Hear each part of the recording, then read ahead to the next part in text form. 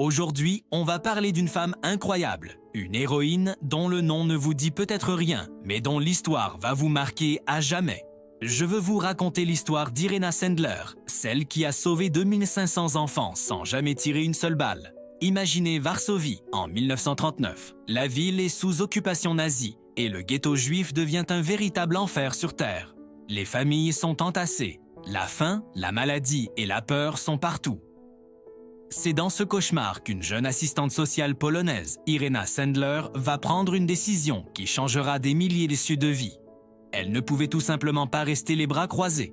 Alors qu'elle travaillait pour le service social de la ville, Irena a utilisé son autorisation d'entrer dans le ghetto pour des raisons sanitaires comme couverture. Officiellement, elle était là pour lutter contre les épidémies. Officieusement, elle mettait en place l'un des réseaux de sauvetage les plus audacieux de la Seconde Guerre mondiale. Son objectif ? Faire sortir les enfants juifs du ghetto et leur donner une chance de survivre. Mais comment faire sortir un enfant d'une forteresse gardée ? Irena et son réseau, principalement composé de femmes, ont fait preuve d'une ingéniosité et d'un courage extraordinaires. Ils cachèrent les enfants dans des ambulances, au milieu des corps des victimes du typhus pour tromper les gardes.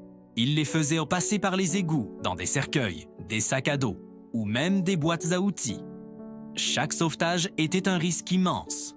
Pensez à la douleur de ses parents, qui devaient confier leur enfant à une inconnue, sans savoir s'ils le reverraient un jour. C'était un acte de désespoir et de confiance absolue. Irena leur promettait qu'elle ferait tout pour réunir les familles après la guerre. Et pour tenir cette promesse, elle a eu une idée de génie.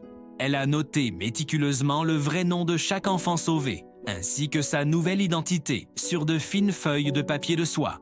Ces listes précieuses, elle les a ensuite enterrées dans des bocaux en verre sous un pommier dans le jardin d'un de ses amis. C'était le seul espoir de rendre un jour leur histoire et leur identité à ses enfants. Mais en octobre 1943, le pire arrive. La Gestapo découvre son réseau. Irena est arrêtée, emprisonnée et brutalement torturée. Ils lui ont brisé les pieds et les jambes, mais elle n'a jamais parlé.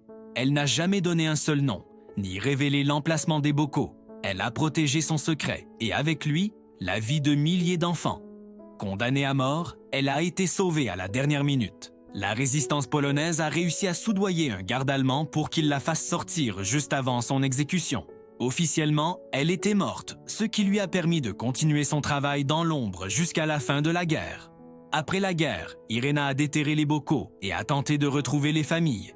Malheureusement, la plupart des parents avaient péri dans les camps d'extermination. Mais grâce à ces listes, les enfants ont pu connaître leurs véritables histoires, leurs racines, leur identité.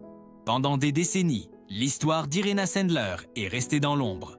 Le régime communiste en Pologne n'avait aucun intérêt à célébrer une héroïne de la résistance non communiste. Ce n'est qu'à la fin des années 90 que son histoire a été redécouverte, notamment grâce à des lycéennes américaines qui ont écrit une pièce de théâtre sur elle. Irena Sendler a été proposée pour le prix Nobel de la paix en 2007. Elle ne l'a pas eu, mais elle a reçu la plus haute distinction de Pologne. Elle s'est éteinte en 2008 à l'âge de 98 ans, laissant derrière elle un héritage de courage, de compassion et d'humanité. Son histoire nous rappelle qu'une seule personne, armée de sa seule détermination, peut changer le monde.